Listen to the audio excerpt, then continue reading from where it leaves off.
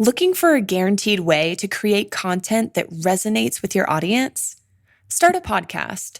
Interview your ideal clients and let them choose the topic of the interview.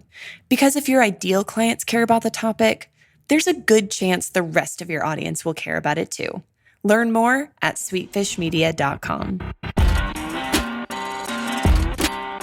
You're listening to B2B Growth, a daily podcast for B2B leaders. We've interviewed names you've probably heard before, like Gary Vaynerchuk and Simon Sinek, but you've probably never heard from the majority of our guests. That's because the bulk of our interviews aren't with professional speakers and authors. Most of our guests are in the trenches leading sales and marketing teams. They're implementing strategy. They're experimenting with tactics. They're building the fastest growing B2B companies in the world. My name is James Carberry. I'm the founder of Sweetfish Media, a podcast agency for B2B brands, and I'm also one of the co-hosts of this show. When we're not interviewing sales and marketing leaders, you'll hear stories from behind the scenes of our own business. We'll share the ups and downs of our journey as we attempt to take over the world. Just kidding. Well, maybe. Let's get into the show.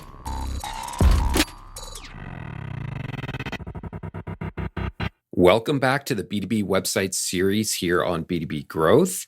I am your host, Eric Sharp. And if you're wanting to improve your existing B2B website, about to tear it down and start fresh, or simply don't have a website, I think you'll find this content super relevant and helpful wherever you are in your website journey.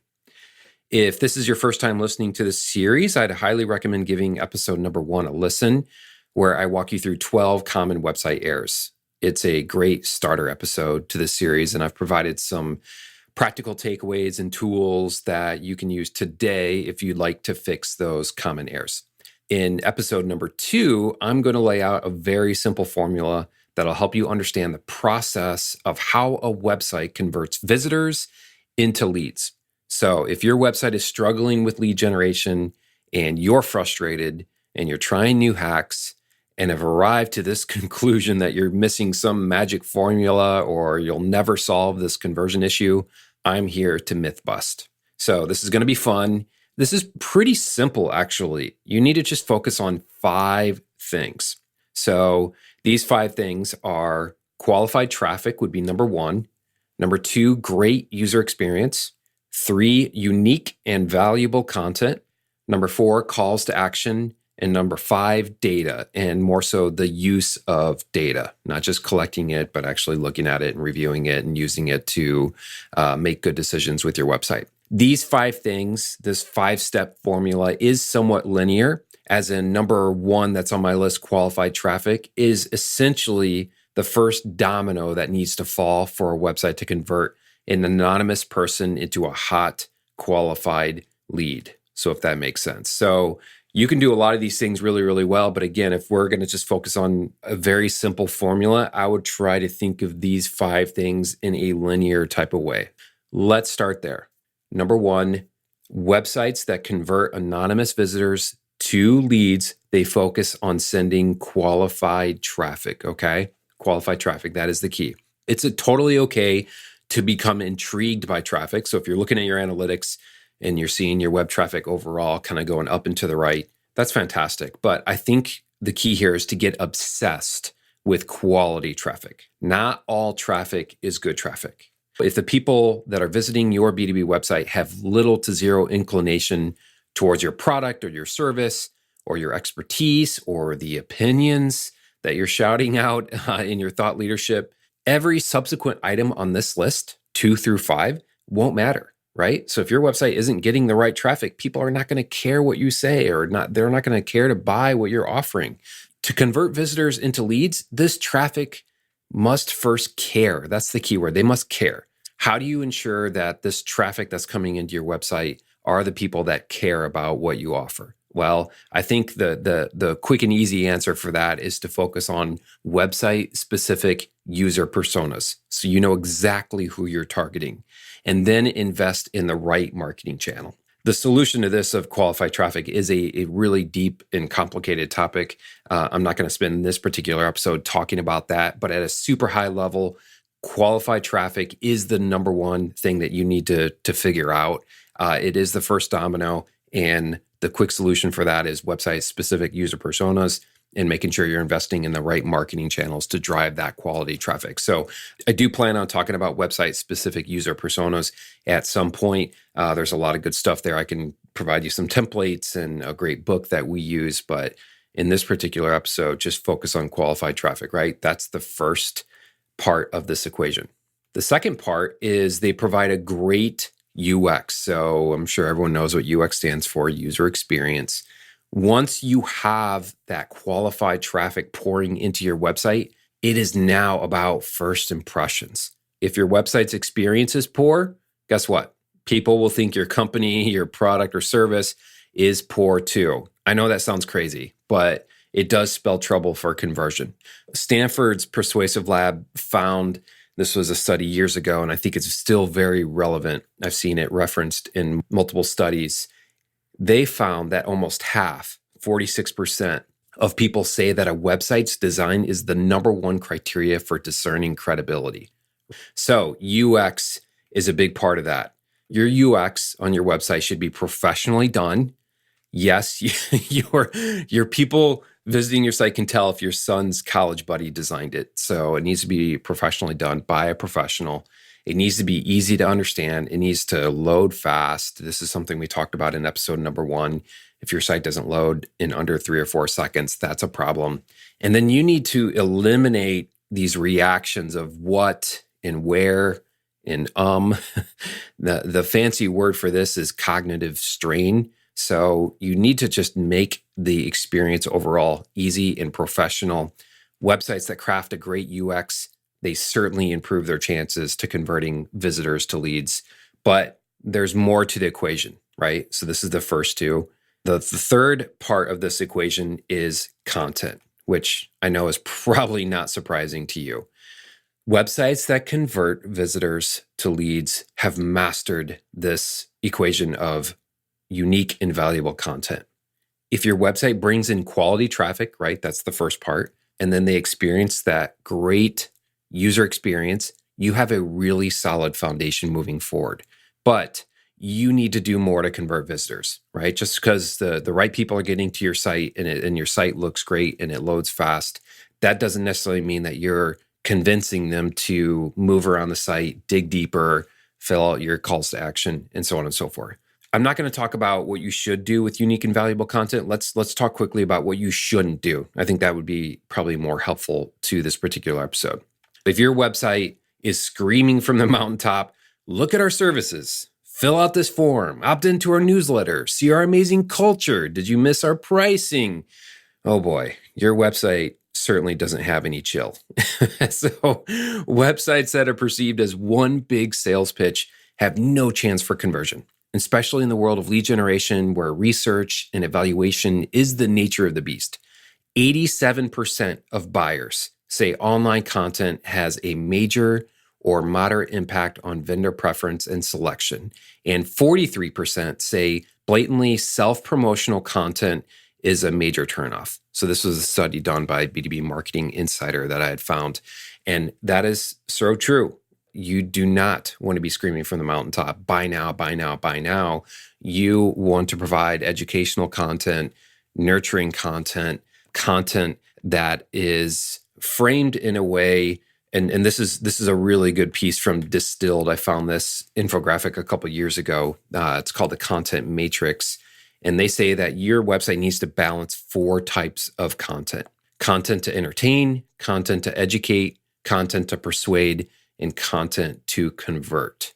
If you are making your website all about you, so this is the persuade part of the content matrix that Distill laid out. So content that is all about you, the About Us section, customer reviews, endorsements, your website will start to feel a little bit like that cheesy used car salesman that kind of follows you around in the parking lot. At some point, you're just going to sprint back to your car and drive as fast as you can away from that parking lot. So you really need to think about all 4 pieces of this content, and you'll have plenty of ammo to help visitors convert. Now, you don't want to be too heavy in one area or another. If your website is full of educational content, which good for you, that would be incredible. You're already winning if you've got that sort of focus. But if you're heavy on ebooks and webinars and guides and trend reports and all kinds of content that helps educate and inform your prospects, but you're missing out on that content that's going to help close the deal and actually convert someone to a sale. So things like calculators and a really quality pricing page, maybe terms and conditions, a really thorough FAQ section. Again, it's a balancing act here to get all four pieces: the entertain, the persuade, the educate, and the convert. I definitely recommend giving this piece by Distilled a read. Let's move on to number 4. They show calls to action on every page. So you've mastered the qualified traffic. You've got great user experience. You've got valuable content. Now what? It's time to let your visitor know what actions they can take. Now, this may seem simple in theory. Duh, of course, we need a button there, a contact button. But, in practice, this is where I see many websites get it wrong. They just kind of struggle with serving up the right call to action on the right page. Now, there's a lot of noise around calls to action, but I really think this is simple. You need to have a call to action on every single page of your website. Okay. That doesn't mean that you can be obnoxious and overly pushy. If you have too many calls to action, you are totally going to overwhelm your visitor. I mean, you've probably visited a website today where as soon as you land on there, you had 5 different pop-ups, opt into this, download that. I definitely think that there are some websites that don't understand the balancing act there. Here's the balancing act I think you need to focus in on. A call to action on every page, but if you can focus on 2 calls to action, so usually one that's going to be in the header of your site, that's going to be above the fold, that's clear, that's obvious, it's on every single page. It is a strategic, very strategic call to action that is really critical to your business. So for example, my agency's website, protofuse.com, in our header of our site, we have a button that says discuss my website. If we get someone to fill out that form, that is really critical to our sales process, right? We can get a conversation started with a prospect. That is an example of a major call to action that's above the fold. That's really super critical to your business. And then I think you need to sprinkle in the secondary call to action in the body of your page. That's maybe more of a nurturing, maybe it's a bit of a stepping stone to that critical call to action. And so just so you can visualize this a little bit, here's what we do again on the ProtoFuse site. We have downloads, resources, videos, that type of thing, where we're presenting a call to action kind of in a button type of format, right? People clearly know that it's a call to action. It's not like a hidden text link. You can't distinguish it from the body copy. It is clearly a CTA. We would consider that a secondary call to action. And then on the same page at the very, very top, like I mentioned, you've got the discuss my website. So call to action on every single page. If you don't have a call to action on every single page, you're missing out on huge opportunity. If someone's ready to take action, to contact you, that wants to get more from you, this is just the name of the game. Conversion Excel's got a really great quote on conversion. Serious gains in conversions don't come from psychological trickery, but from analyzing what your customers really need, the language that resonates with them, and how they want to buy it.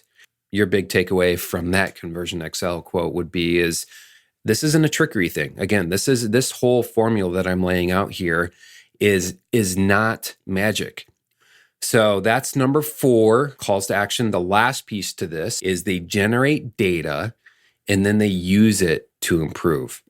Useful quantitative website data that helps you understand if the previous 4 elements, traffic, UX, content, CTAs, are doing their job. Quantitative website data and qualitative website data actually have an episode that we're going to dig into those 2 types of website data and how you can use them. I think for you data nerds, you're going to really find that interesting. But let's just zoom in on the quantitative website data. If you want to improve your website, you need to be collecting the data, you need to be looking at the data, and you need to be making sense of the data. From a quantitative side of things, there are so many useful and cheap tools out there. The easy one is Google Analytics, right? I mean, it is the web analytics tool. If you're not running Google Analytics, shame on you. You need to have that installed, and you need to be looking at reporting on a regular basis. Another tool that we really like is Hotjar. They allow you to run heat maps and scroll maps, even run surveys on your site. That's really fantastic. They have a free plan, and you can run that on any page of your site, and you can see where people are clicking on your page. So back to the calls to action, you can get a good sense for how people are clicking, where their focus is on the layout of your site. A really great tool for extracting data. Another great way of extracting some of that quantitative data could be through your marketing automation platform. We're a SharpSpring partner, and in there they have kind of their own analytics tool that allows us to see top pages, top content, and so on and so forth.